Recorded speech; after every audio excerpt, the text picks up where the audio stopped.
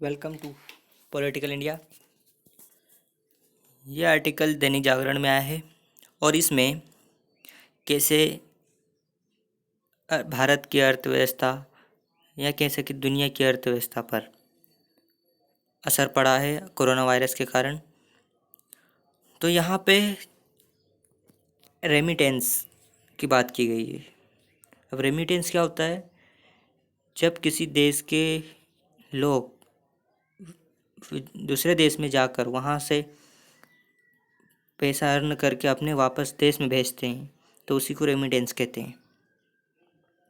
तो यहाँ पे कुछ आंकड़े दिए गए हैं, भारत के पहले क्या रेमिटेंस था और आज क्या स्थिति हो गई और आगे क्या हो सकते हैं। तो इस पे पूरा आर्टिकल है। तो यहाँ पे दक्षिण एशिया की बात कर रहे हैं खास करके, और यहाँ पे विश्व बैंक ने एक रिपोर्ट दी है, the migration and development brief नामक ये रिपोर्ट है विश्व बैंक ने।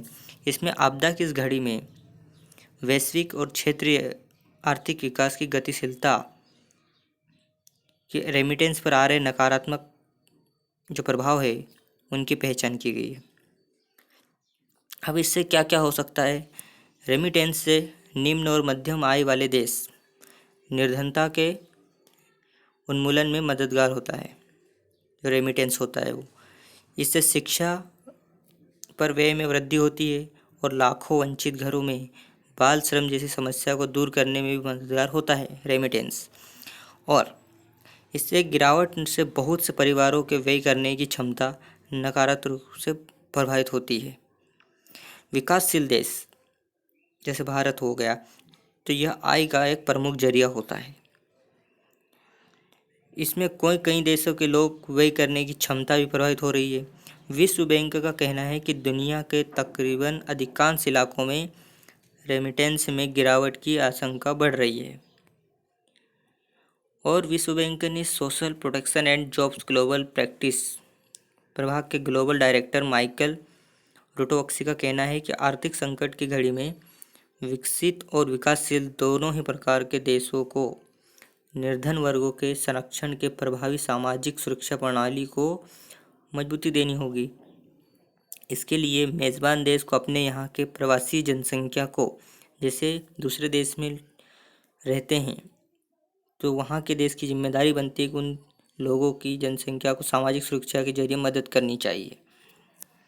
विकासशील देश हो चाहे विकसित देश हो, इस महामारी को साथ में लड़ना चाहिए।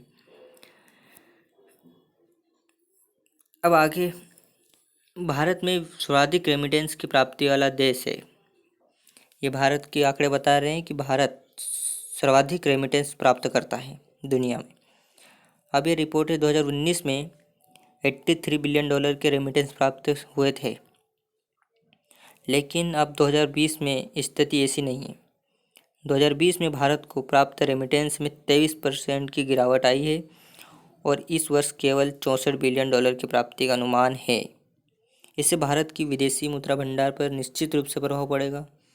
ये में रेमिटेंस कई अवसरों पर भारत को चालू खाता संकट से बचाने के लिए तात्कालिक उपाय जैसा काम करते हैं।